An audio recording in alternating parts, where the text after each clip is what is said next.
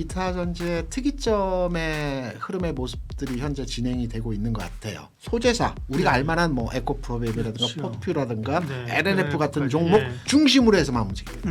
11월 현재까지 보면 일단 연속성이 좀 다소 좀 제한적인 좀 모습을 보이고 있습니다. 네.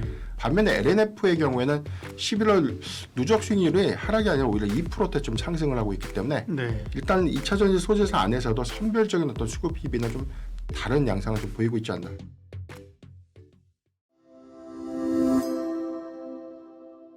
이차전지도 제가 지난 시간에 10월 네. 말에 네.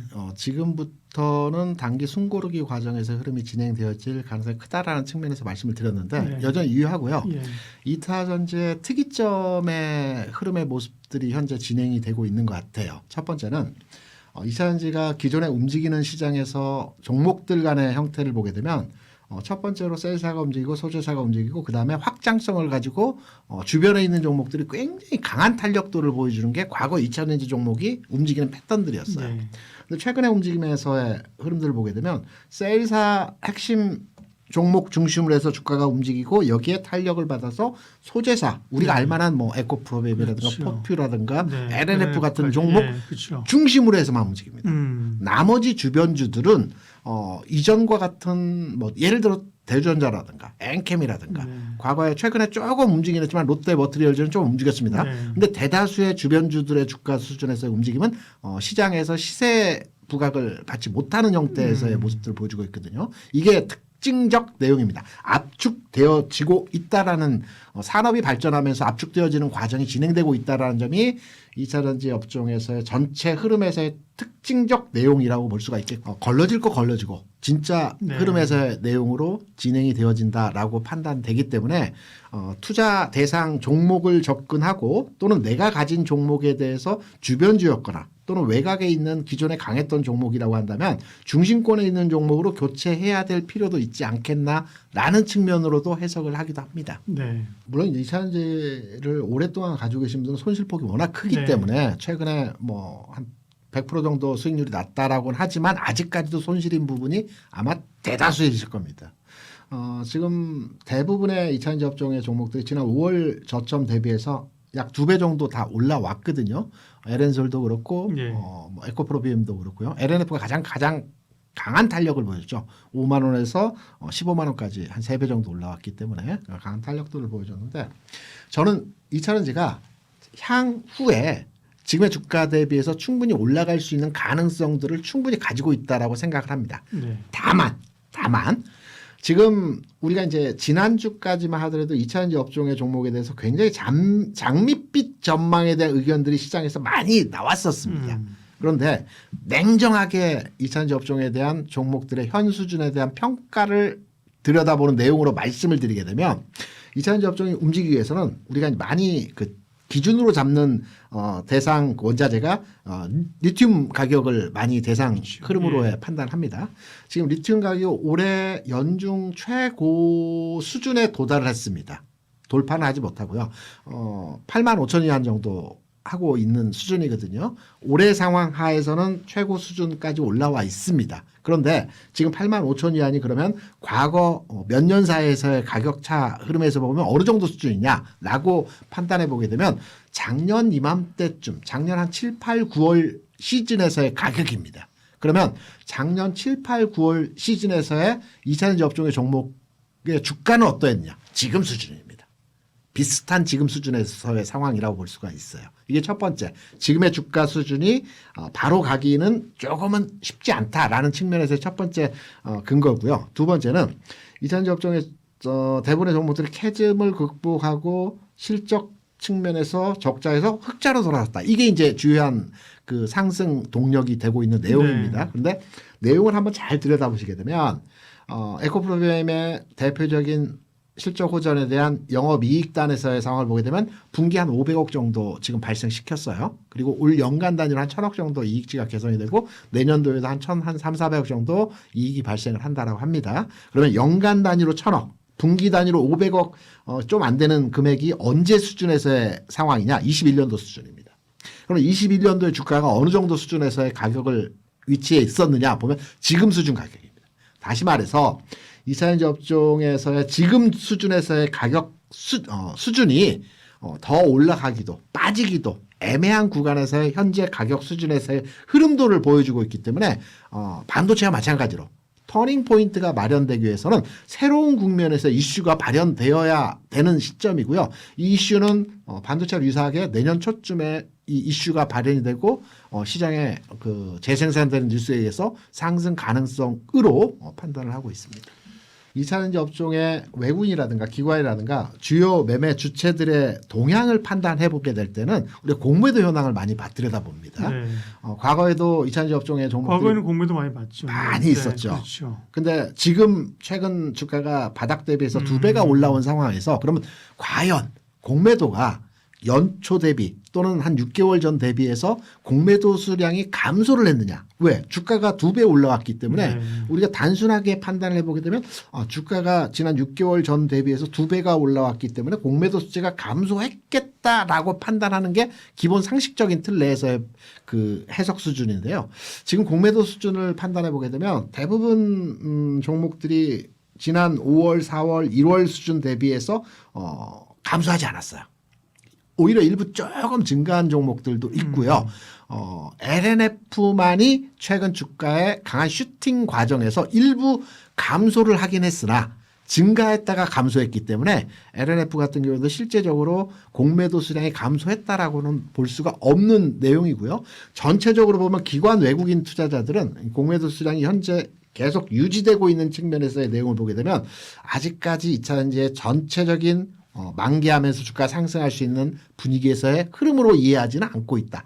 다만 개인 투자자들이 선호하는 종목이고 개인에 의해서 움직임이 활발하게 진행되어지는 종목이기 때문에 최근까지 바이오에 머물렀던 개인의 매수 자금 수준에서의 상황이 이제 성장 섹터에서 순환하면서 진행되어지는 과정에서 일부 상승 흐름들은 진행되어질 수 있다. 단 최근에서의 고점을 돌파하면서 새로운 추세로 진행되기는 시간이 좀 필요하지 않겠나 이렇게 생각을 하고 있습니다. 네. 전략적 측면에서의 반도체 그리고 2차전지도 동일한 접근 방법으로 진행을 하셔야 될 것 같고요. 앞서 삼성전자 이제 저점부에서 올 연말까지 해서 내려오면 97,000원 전후 가격에서 조금씩 분할 매수 네. 관점으로 진행을 하셔야 된다라고 말씀을 드렸는데요. 2차전지 업종도 마찬가지입니다. 최근에서의 바닥을 찍어줬던 가격 수준에서의 그 흐름이 있을 겁니다. 대략적으로 제가 기억하고 있는 건 에코프로빈 기준으로 해서 14만 원에서 15만 원 사이가 최근 계속해서 지지가 받고 있는 가격 수준에서의 흐름이거든요. 이러한 그 최근 바닥을 찍어주고 저점을 인식하고 있는 가격 수준에 들어왔을 때는 조금씩 물량을 확보해가는 시간차를 두고 접근해가는 이러한 관점으로 접근해 주신다라고 한다면 내년도에는 전체적으로 시장 흐름이 개선되는 모습들이 진행되고 해당 섹터의 주가 움직임도 틀림없이 상승 전환하면서 고점 돌파할 수 있는 전체 모습에서의 상황이 나타날 것으로 예상하고 있습니다. 일단 10월에 비교적 좀 견조했던 섹터 중에 하나가 2차 전지주였어요. 일단 네. LG 에너지 솔루션의 실적 발표를 좀 기점으로 해서 리튬 가격에 관련된 상승 기대감들 그리고 여기서 2차 전지 소재사들이 일단 뭐 낮아진 실적 기조의 효과들 대비해서 영업이익 추정치가 조금 더 상향됐고 일단 뭐 컨센서스를 좀 상회하는 실적 발표가 주가의 어떤 상승 연속성들을 좀 가져갈 수 있지 않았나라고 볼 수 있는데 11월 현재까지 보면 일단 연속성이 좀 다소 좀 제한적인 좀 모습을 보이고 있습니다. 네. 박사님께서 지금 말씀하셨던 것처럼 LG 에너지 솔루션에 대한 11월 전체 누적 수익률 전체적인 어떤 누적 수익률을 보면 한 7.9% 정도 그리고 SK는 삼성 SDI가 8.9% SK 이노베이션이 한 10%대 정도에 대한 하락을 좀 현재 하고 있는 걸로 좀 확인이 좀 되고 있고 일단 소재사들에 대한 낙폭이 좀 큰데 상대적으로 포스큐피츠엠이 한 16%대 하락 에코프로비엠이 11.8% 반면에 LNF의 경우에는 11월 누적 수익률이 하락이 아니라 오히려 2%대 좀 상승을 하고 있기 때문에 네. 일단 2차 전지 소재사 안에서도 선별적인 어떤 수급 PB나 좀 다른 양상을 좀 보이고 있지 않나라고 좀 보여주고 있습니다. 역시나 뭐 외인이 코스피 기준에서는 현재 한 11조 6천억 정도에 대한 매도세가 지금 확인 좀 되고 있기 때문에 네. 대체적인 영향들을 보면 일단 대형주에 좀 집중이 좀 되고 있다죠. 역시나 뭐 셀사를 좀 비롯해서 일단 외인의 어떤 매도세들이 오히려 주가 하락을 좀 주도하고 있다라고 좀 보는 게 좀 명확할 것 같고요. 여기도 해서는 대체적으로 일단 뭐 반도체 섹터에 대한 어떤 상승 기조 효과가 일단 그거에 대한 반사가 뭐 제약바이오라든가 2차 전지 섹터에 대한 단기적인 수급이 몰렸던 11월 초의 어떤 흐름들과는 좀 대비되게 현재는 전체적인 어떤 이 지수 조정이 외인을 좀 중심으로 해서 좀 주도가 좀 되고 있는 부분들이기 때문에 내용들을 봤을 때는 시장의 어떤 특정적인 어떤 이벤트 영향들보다는 사실은 외인 수급의 어떤 불확실성들이 대체적으로 어떤 하방을 좀 이끌고 있지 않나라고 좀 판단되고 있습니다. 네. 사무기 실적에 대한 비율을 보면 일단 대체적으로 전기차 캐즘으로 인해서 뭐 대체적으로 뭐 전기차용 배터리에 대한 가동률이 뭐 계속해서 뭐 재차 좀 높아진 부분들 없어요. 뭐 40%를 다 하회하고 있기 네. 때문에 낮아진 기저효과들인데 다만 우리가 수익성 방어에 성공했던 가장 큰 원인은 ESS 부분에 대한 선박 효과들. 특히나 LG에너지솔루션이 뭐 AMP 시세 공제액 좀 제외하고 나서도 상당한 좀 이익 기여를 좀 했기 때문에 이 부분은 뭐 4분기까지 좀 연속성 있는 흐름으로 좀 이어질 수 있지 않을까. 그래서 좀 밸류체인 관점에서는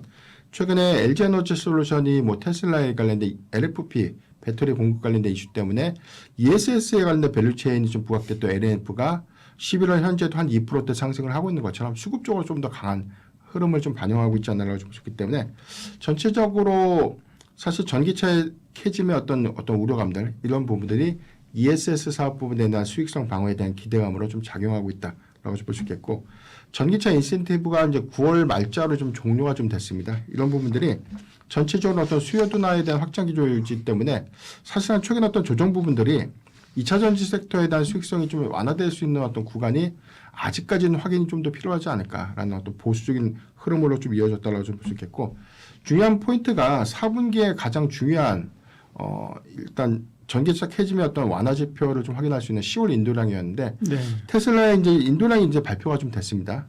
일단 미국 지역에서 전월 한 6만 대 대비해서 한 25% 정도 감소된 4만 5천 대 정도가 팔렸다. 이 부분은 이제 수요가 명확하게 아주 둔화됐다라고 좀 11월, 12월 데이터까지는 좀 봐야 되겠지만 일단 순수하게 10월 데이터를 봤을 때는 감소세가 좀 확인됐던 부분들이 일단 인센티브 폐지에 따른 영향이 시작됐다라는 시그널로 좀 해석이 좀 될 수 있겠고 일단 인센티브에 대한 종료 여파가 이번 4분기에 얼마만큼 상당한 좀 영향을 좀 이어질 수 있는가.